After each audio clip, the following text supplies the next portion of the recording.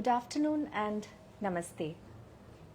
Welcome to a very special Facebook Live session today. This is Dr. Srinidhi Chidambaram here, and I hope you've all been safe and healthy.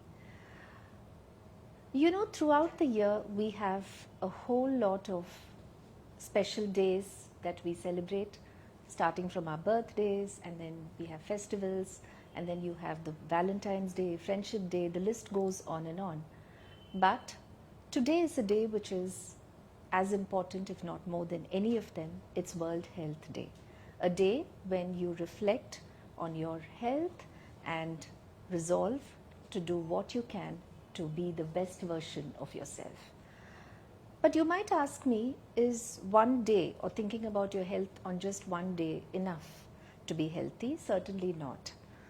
Health is an ongoing journey that you need to keep pursuing relentlessly, sustainably, and consistently so that you get to be the best version of yourself. But today we at Apollo Hospitals thought that we would mark this special day, commemorate it, celebrate it by taking some time off to address any questions that you may have on your health. They may be questions, queries, doubts, clarifications. We're just going to take all of them, and I know that queries have been pouring in over the last few days, so we will try to take as many of those questions as possible. So to give us her valuable insights and answer all your questions, I have with me Dr. Subashini Venkatesh, who is the Medical Director of the Preventive Health Division of Apollo Hospitals. Dr. Subashini Venkatesh is a general practitioner and a member of the Royal College of General Practitioners. She holds a diploma in child health from the Royal College of Pediatrics and Child Health and a diploma of dermatology from the University of Cardiff. She also has done clinical research with the Peninsula Medical School in Plymouth on patient behavior. Her areas of interests are preventive health, women and child health, mental health, dermatology, and innovation in healthcare. And she is currently the Medical Director for the Preventive Health vertical of Apollo Hospitals. Hello, Dr. Subashini. Hello, welcome to this very special World Health Day Facebook Live session. So happy that you've been able to join us. I'm sure our viewers are waiting to bombard you with questions. So let's start without much ado.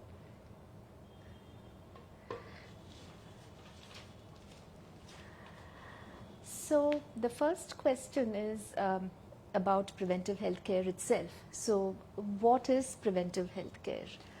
This is a very good question. Preventive healthcare is a proactive, recognized health screening in which we diagnose, treat, and prevent the progression of disease. So when I say proactive, it's just not proactive. We go a step further in Apollo, and we are pro-health. So it's not that you have one episode of preventive health every year. We monitor you in between preventive health. We have a care continuum so that you have regular follow-ups based on your diagnosis. You are pushed in regularly health information that helps you to support your own health, reminders of blood tests and appointments with specialists. And you also have a unique health mentor who's unique to you, who calls you and advises you about lifestyle, diet, follow-ups, and whatever it may be. And in the process of being, proactive and pro, we also offer you an app through which you can monitor your vitals, like your blood pressure, your blood sugars, monitor your weight. You can also access health information. The app also gives you access to all your medical information so that you don't have to carry files around. And you can book appointments through the app. You can order medications through the app. You can also set reminders say for taking medications, and set health goals as well. So preventive health is something that's very important and has been important to Apollo from inception, and we're very passionate about it. So what is the difference between a diagnostic test and a preventive health check test? If you are recurrently going for diagnostic tests, it simply means that you haven't looked hard at prevention or not worked on preventing diseases. So when you say diagnostics, it's usually done on people who, it's people who have an acute illness maybe or a condition who go for diagnostic tests. These may be blood tests or radiological tests. Whereas prevention is something completely different. The patient assumed or presumed to be healthy takes a proactive decision to screen himself for early detection and prevention of disease. So that's the difference between preventive healthcare and diagnostics. Well, here's a question about germs. So do all germs live in and on your body, cause harm to our body? Yes. In the sense when we're born, we are born with a lot of germs. We are colonized with germs in the body, even as babies from the day we're born. So majority of these germs are found in our intestines. We also find a lot of germs on our skin and other parts, open orifices like your nose, mouth, and of course there are these organisms in the gut as well. Most of these are friendly organisms and they help to maintain health. So what happens with, how does one get an infection then if there are germs all over the body? So Yes. when does it become a problem? So we have friendly microbes that we find naturally on ourselves that do not harm us and help us to maintain health. There are microbes, other type of bacteria or viruses that are could be potentially dangerous to us. So we do get infections through droplets. We could get infections through cuts or bruises through our skin or any orifices. And the bacterial infections, bacteria generally have the tendency to grow out of our body and inside our body, whereas viruses are sort of molecules that only thrive on the host, and bacterial infections tend to be a lot more severe. So if you have a viral infection, you have a spike of fever and then you're on the path to improvement, whereas in bacterial infections, the fever goes on gradually and that there may be spikes as well. So you tend to feel a lot more ill when you have a bacterial infection.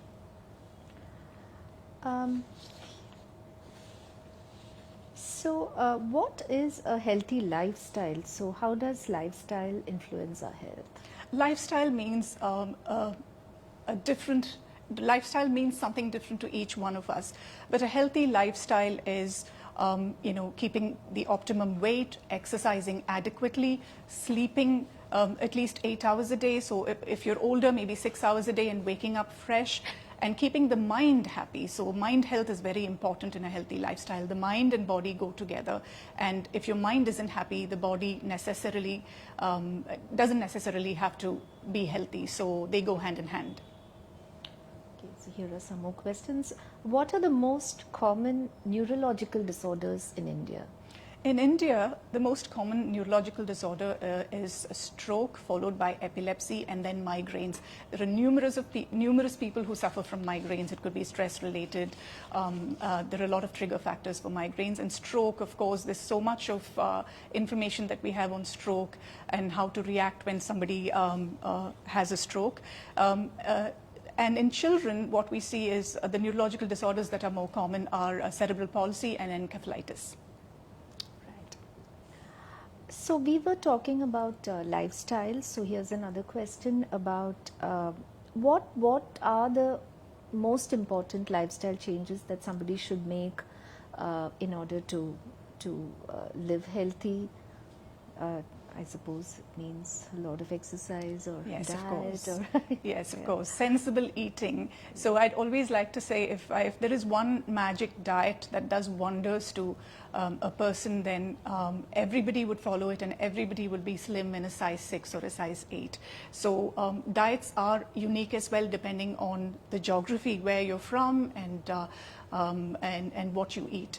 So eating sensibly is very important. Smaller portions, more fruit and vegetable, plenty of exercise. Water is a superfood. It's very important, and we somehow tend to drink water. So upping your water intake, keeping yourself emotionally well is very important. So exercise and preventing burnout is an important factor in keeping your health and lifestyle intact. That's important, isn't it? Yes. I think now we find that, this people are now swinging to the other extreme where they kind of overdo the exercise, and we have people all over telling you to exercise more, eat Yes. less. Yes. Yes. And then ultimately it all kind of fizzles out. Yes. very I'd also quickly. like to say that following certain diets, people tend to get extremely anxious because, you know, it's the portion control and it's the timing and all of it. And when one has a busy schedule, it becomes rather stressful for them. And I've had a lot of patients walk in to say how stressed they are because they're following a particular diet. Yes, I got rid of that by getting rid of my nutritionist, because, you know, Oh dear. sending photographs after every meal Yes. and, you know, being judged all the time is, you know, more stressful than I don't think it did any good at all. Yes. Okay. Oh, here's a very pertinent question. How to lose 5 kgs in 10 days without exercise? Well, that's a good question. I mean, if you can lose 5 kgs in 10 days without exercise, I would congratulate you. Well, I would say I can't promise you that you'll lose 5 kgs without exercise. Exercise goes hand in hand with weight reduction. Generally, those who skip meals tend to have a slower metabolic rate, which means what you've eaten in your previous meal stays with you. So have regular meals. Portion control is important, and as you get older, you need smaller quantities of food. What you eat is important.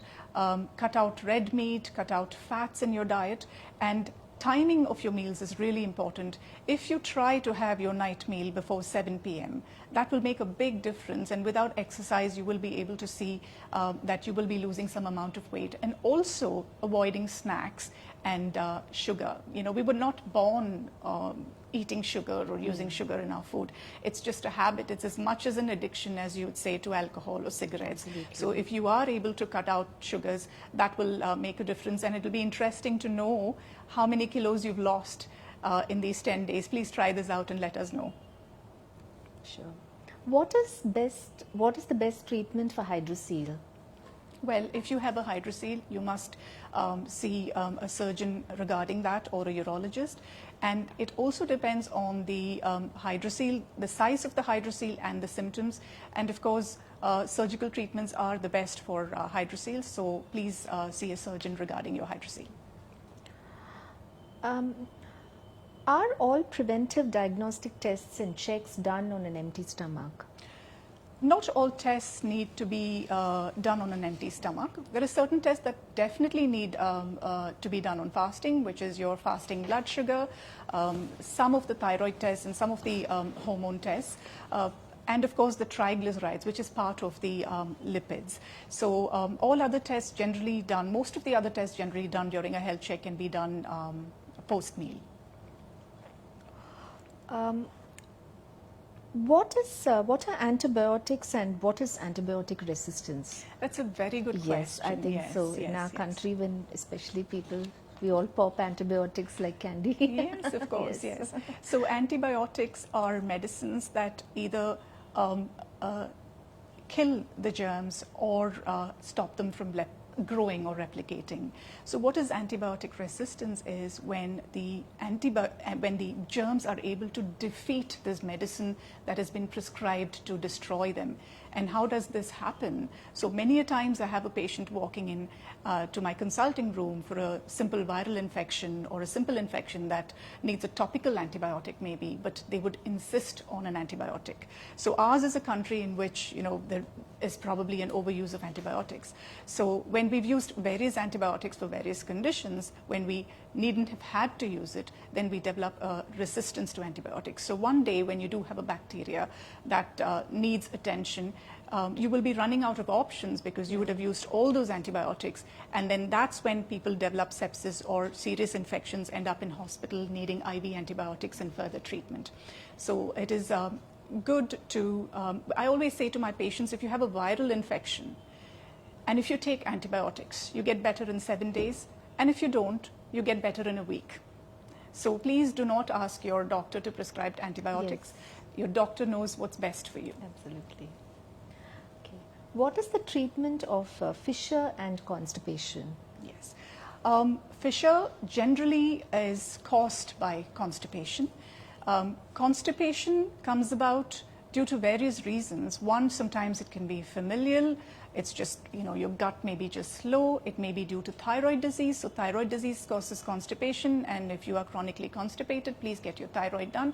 It can be caused by medication, especially painkillers or iron supplements. And constipation can also be caused by lack of fiber and water in the diet. Fissure is when there is a tear in the anal canal, and it usually happens when you've passed hard stools. So therefore you do have a little tear there, and it takes time to heal, and every time you strain, it sort of exacerbates the fissure. Say supposing you had, if I pointed to your eye, you would close your eye. Similarly, when you try to pass stools, your brain would send a message, your anus would send a message to the brain to say, you're going to be in pain. So obviously the sphincters tighten up, and this makes it worse for you to pass stools. So if you do have a fissure, you have to get your constipation corrected first. See a specialist, a qualified specialist in colorectal disease for that. And do not assume that a fissure is just a fissure or a constipation is just constipation. There could be something more severe lurking inside. So it's a must that you see a specialist to determine what could be wrong. Do not self-diagnose. Right. Who needs a preventive health check, and how frequently is it required? That's also a very good question, because most people say, I'm all right, I don't have diabetes. Yeah, they probably think they don't qualify. They don't qualify for a preventive health check. I would like to say everyone qualifies for a preventive health check. You take a child, the child needs a developmental assessment, and we are preventing, certain things like delays or working on that. Everybody needs an eye check and a dental check every year. If you take adolescents, teenagers, we are looking at their skin, we're looking at their hair, we're preventing low self-esteem. That is also a part of prevention. Many of them are obese. We're preventing polycystic ovaries, and we're trying to work on polycystic ovaries. We're trying to get them to reduce weight. That is also a part of prevention because they're insulin resistant. And when we talk about the 20s and 30s, we have many people coming in for a premarital health check. They want to make sure they're all right. They want to make sure that they don't have polycystic ovaries. Men want to make sure that their sperm counts are all right, that they don't have any sexually transmitted infections before they go into a commitment. So when you actually talk about people with non-communicable diseases, I think all individuals with non-communicable diseases such as diabetes or heart disease and others should definitely have a health check once a year. It is a must. And when we talk about women, mammograms after 40 is a must, and pap smears too. So I would recommend a health check for everyone. And health check doesn't mean just a bunch of blood tests in the corner of your house and interpretation by a doctor. Health check means a comprehensive assessment of all organ systems based on your history, based on your medical history, your family history, your habits, your lifestyle, and to get comprehensive advice and to be managed appropriately to prevent and to protect yourself. And also I think it's better that the doctor decides what all tests that you need to have rather than just going to a lab and taking one of those pre-set kind of because then you may not even cover and you'll think that you've had your health check and probably. Certainly. I don't think Dr. Google would do you justice with this.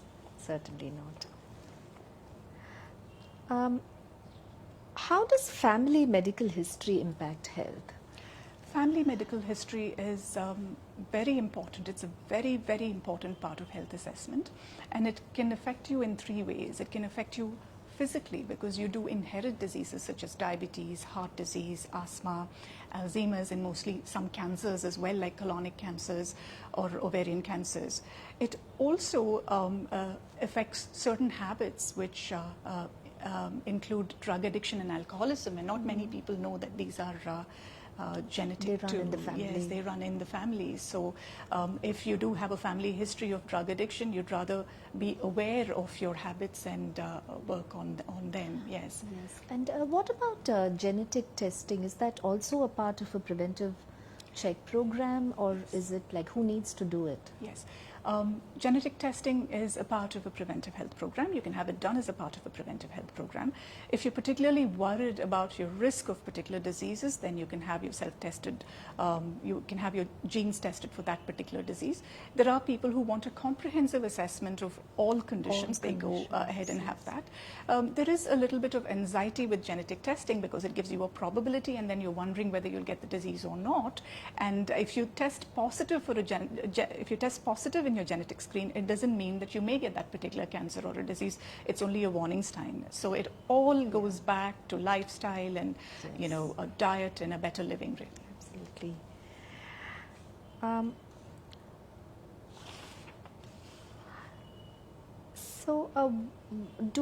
We already spoke about diet, but why is physical activity so important to health? This is something which all doctors say, go for a walk or go to the gym. So why is it necessary apart from the losing weight part? Sure.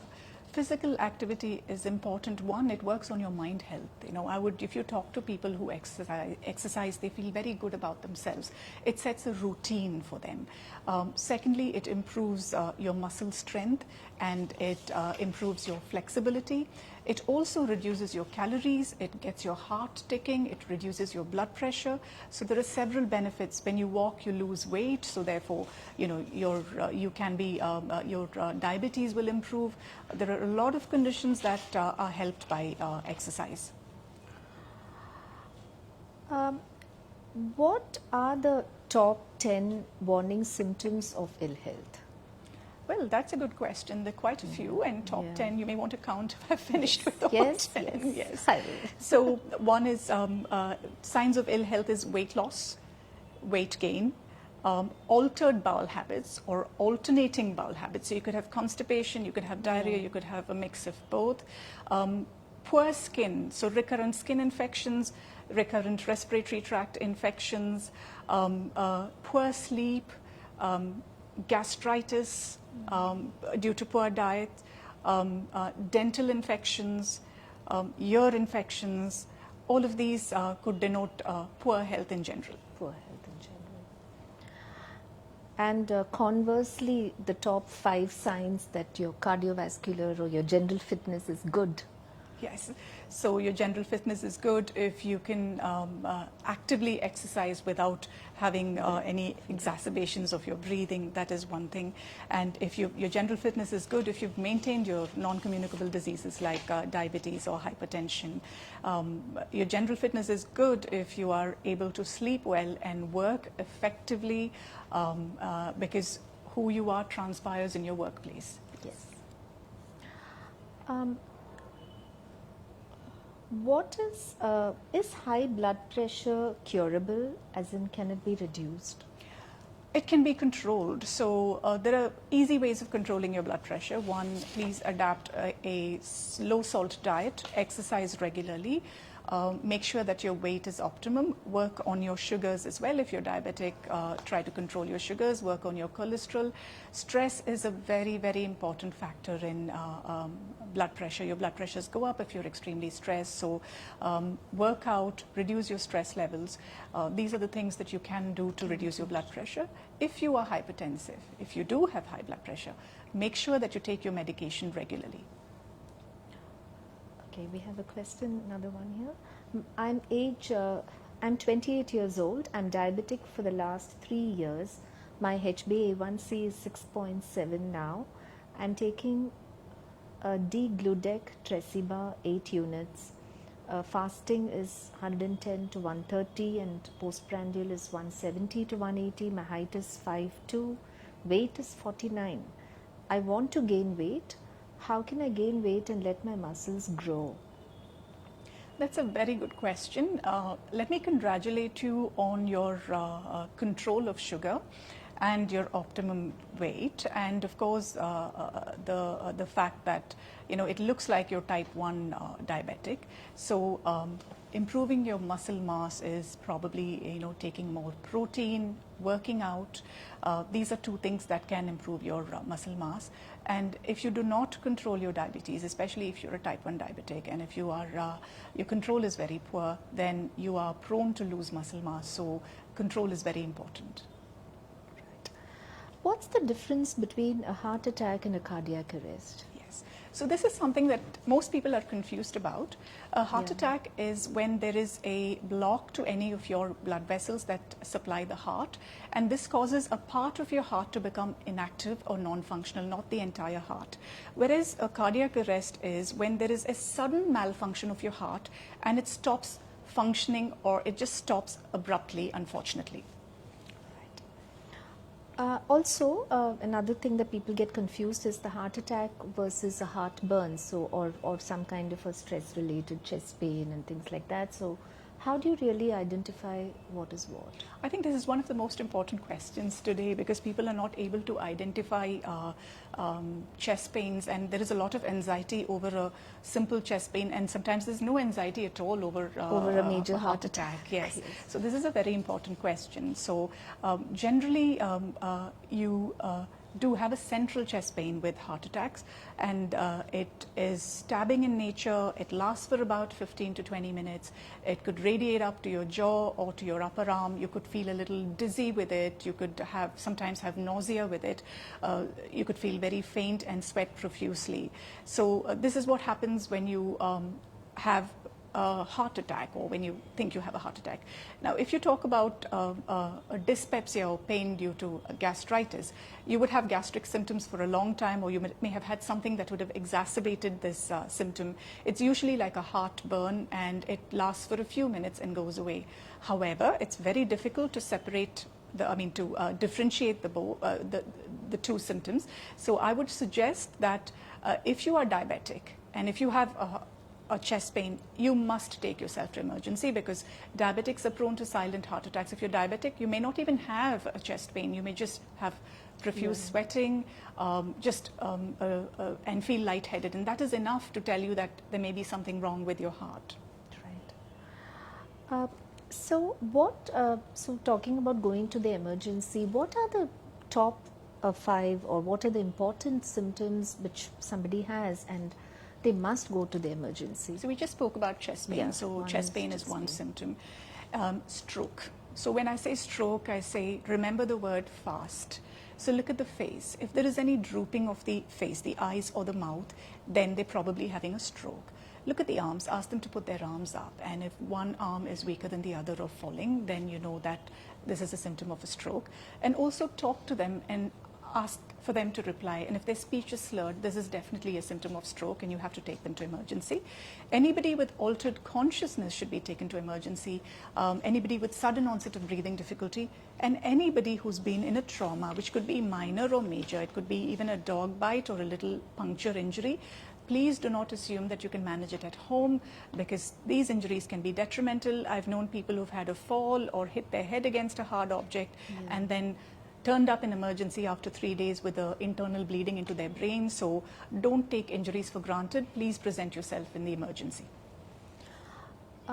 Also, what to do if someone chokes? This is a good question. I only hope I could demonstrate it, but I will tell you what exactly to do. So make a fist and put the fist over your navel, and hold your fist with your other fist, and over the patient's navel, rather, the affected person's navel. First of all, don't panic if someone chokes. Ask for help. And then put your fist over the patient's navel, clench it with your other fist, and push his abdomen up and towards you 5 times as hard as you can, and most likely the foreign object would dislodge. If the object has not dislodged, try yet again and do it another 5 times, and I'm almost sure it will. What causes acidity and acid reflux? That's a good question too. Acidity is caused by increased production of acid in the stomach, and that usually happens when you are skipping your meals. So your stomach continues to produce acid, and you're not putting in anything to nullify the effects of that acid. Whereas reflux happens when there is a lax sphincter. So there is a sphincter that separates your food pipe and the stomach, and when this becomes a little lax, it usually happens in individuals who are obese or people with chronic cough. So when you have reflux, the contents of the stomach regurgitate or reach your food pipe, and your food pipe is lined differently, so therefore you have severe burning or discomfort in your food pipe.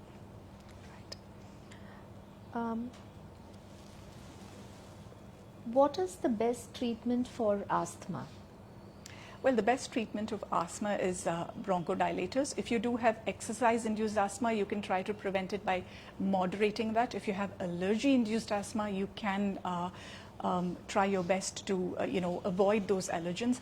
And if you do use your inhalers regularly, so bronchodilators, or you do have the reliever, which is a bronchodilator, and the preventer. So your doctor may give you both relievers to relieve your symptoms and preventer to be taken in the morning and evening, preventer inhalers. So take your medications regularly, and don't just continue with your medications. You must get yourself checked by your respiratory physician every year. And if you are using a steroid inhaler, make sure that you rinse your mouth or clean your teeth. Right. Another very common symptom most people have, some people have every day, is a headache, or they don't know, they call it a migraine, but is it always a migraine? What are headaches due to? Headaches are due to various questions, but a headache is a real headache. Yes, I can tell you that. If you have a migraine, you understand that. Yeah. So, well, there are different types of headaches. You could have a tension headache, which usually happens as the day goes by, and you could go home with a headache that feels like a band around the head. You could also have headaches or migraines. So migraines are typically one-sided. The throbbing pain, they start with an aura. When I say aura, they start with you feeling uncomfortable, all normal noises sound really loud, you don't want to look at bright lights, you feel nauseous, and then you develop this throbbing headache, which is one-sided, which feels awful and goes on for hours together. Sometimes it could be associated with vomiting as well. What are the signs of dementia, and how is Alzheimer's diagnosed? So with just observing a patient and talking to the family, we can determine whether the patient is suffering from Alzheimer's disease or dementia. So usually their loved ones get irritable, they become a little insecure, forgetfulness, they forget what they've eaten, they forget phone numbers, birthdays, names, and later on with memory loss, they do tend to wander as well. And they're very insecure and irritable because they forget things. So they may have repetitive habits like, counting their money, putting them away, rechecking things. And all of this is presumed to be abnormal behavior.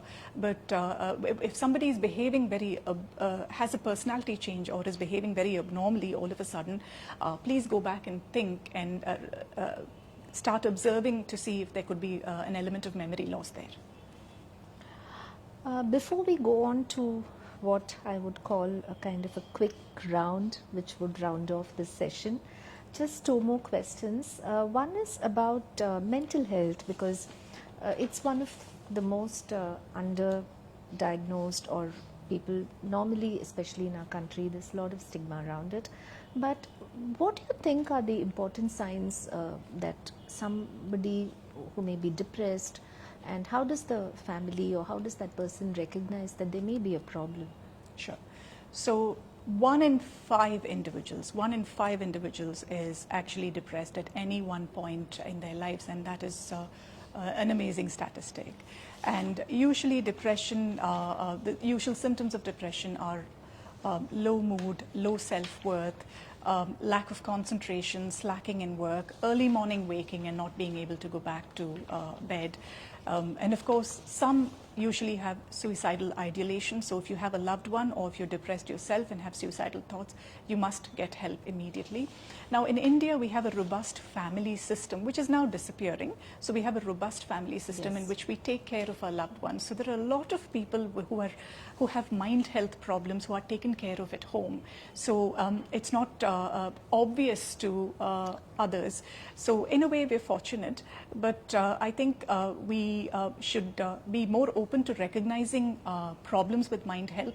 And somehow there's a huge stigma about therapy, psychotherapy, counseling, whatever it may be.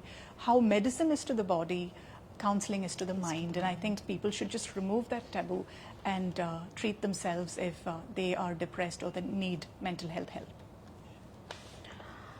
We'll have one more question. So, why is alcohol bad for health, and what is the acceptable limit?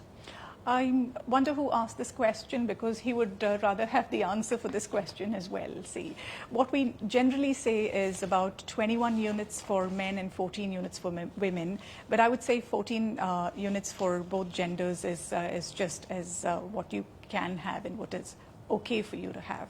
Alcohol is generally definitely bad for health because one, it causes a lot of gastritis. It's empty calories. It increases your sugar levels, and obviously if you're drinking too much, it has an effect on your liver, your perception. Do not drink and drive, that's another thing, and it may create a large hole in your pocket for those who drink too much. Yes. So now we'll go on to the final part of our discussion. So these probably just need one word answers. So how many steps in a day are considered mandatory? I have to answer it in 5 parts, I think, because if you are extremely active, you do 12,000. If you're active, you do 10,000. If you're moderately active, you do 7,500 to 10,000. If you're sort of very mildly active, you do about 7,500. And if you're not considered active, you do 5,000. So I think all of you are wondering, because many of you may have been happy with 5,000 steps. Yeah. What is normal blood pressure by age? Well, I would say generally if your blood pressure is anything less than 130, 135 and below 85, I wouldn't worry about it. The blood pressure is different for each age group. It's a larger discussion that we would have. But if you have any non-communicable diseases, diabetes or heart disease, make sure that your blood pressure is within the range that I specified. At what age should a woman get a mammogram? Women should get a mammogram at the age of 40, and screening can start as early as 35 if there is a strong family history. Can too much of mobile phone usage cause cancer? It increases the risk of cancer, but there's no evidence that it causes cancer directly. Right. Is using the microwave unhealthy? I wouldn't say, because it's FDA approved, but obviously when you switch off the microwave, it stops. I mean, when you open the microwave, it stops. So you are not exposed to microwaves, so that's a good thing. But there may be leakage of microwaves, yes. But is the food itself affected by being inside the microwave? Not particularly, because otherwise the FDA wouldn't approve. Yeah, that's true. Is fasting good for health? Fasting is never good for health. Fasting is not a way to lose weight. Fasting reduces your metabolic rate. So therefore what you've eaten the previous meal just stays with you. So fasting is not the way out. How often do I have to have my teeth professionally cleaned? Well, you have to clean your teeth twice daily, morning and evening, and see your dentist once a year. If your dentist feels that you need professional cleaning, he or she will go ahead with it. Does working on a computer all day make you go blind? It wouldn't make you go blind, but one of the main symptoms of working on the computer all day is dry eyes. So I would suggest that every 30 minutes, look out into natural light, like the sky or the trees, and help your eyes to accommodate to normalcy before you look at your computer. Or if you do not have that environment around you, close your eyes for 3 or 5 minutes and then start working. Otherwise, dry eyes could be very difficult. You would have gritty eyes, watery eyes, and it will be very difficult for you to work. Are foods packed in plastic bags dangerous for health? If food is packed in plastic bags of bad quality, there is a leakage of chemicals into the food, and this is proven and associated with metabolic diseases like diabetes, obesity. And interestingly, there are studies that prove that use of plastic is related to infertility. Yeah. What is the best diet? Oh, do tell. Well, this diet has come up many times.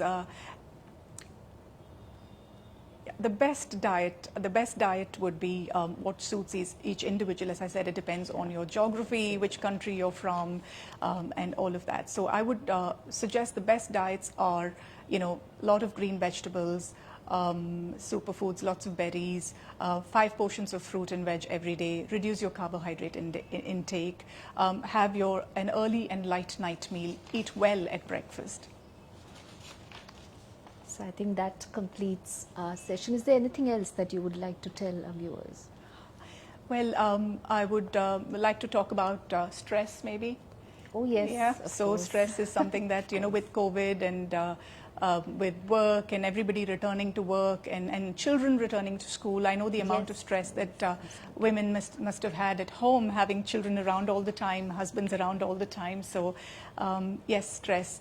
So one could have stress at work, at home. So addressing stress at work is, do not be tardy, perform, because if you underperform, you get stress. So be to work in time, maintain a cordial relationship with your colleagues, that helps as well. Learn to delegate. There's nothing called as perfectionism. So if you do not learn to delegate, you take a huge workload yourself, and improve your time management. A lot of stress at work comes because of poor time management. So these would help with your stress at work. And if you are upset about anything, which could be harassment or anything that's upsetting you, be open about it. Every organization or every corporate has a help desk for that. So utilize that and be brave about it. Now, talking about stress at home, I would say hats off to those ladies who are at home 24/7 taking care of their young children and husbands and without a paycheck. It's a very difficult thing to do, especially during the time of COVID. So find ways of relaxing yourself. Do not ignore yourselves. Make time for yourself to find that little amount of time for your hobbies, exercise. Don't make life a habit for you. Life is more than just a habit. So look after yourselves. So that was wonderful, Dr. Subashini, and I hope viewers, you all enjoyed this too. And I know that if you have more questions, you can always reach out to us. You can post your questions on any of our social media platforms or reach out to us. We're always available for you. Someone asked me recently, what is that one word, one magic mantra do you think, guarantees good health? And you know what I said? I didn't say diet or exercise or yoga or sleep or anything. I think that word is awareness. So when you're aware about the earliest signs of disease in your body, or when you're aware that you have to go for your screening tests, when you're aware of what your loved ones are exhibiting in terms of symptoms, when you're aware of what you need to do to improve your lifestyle, and when you're aware of what your sources of information are on health, what is authentic and what is dodgy, I think you're well on your way to good health. So that's what I would like to leave you with today, this World Health Day. Be aware, take care, and stay healthy always. Thank you and namaste. Namaste.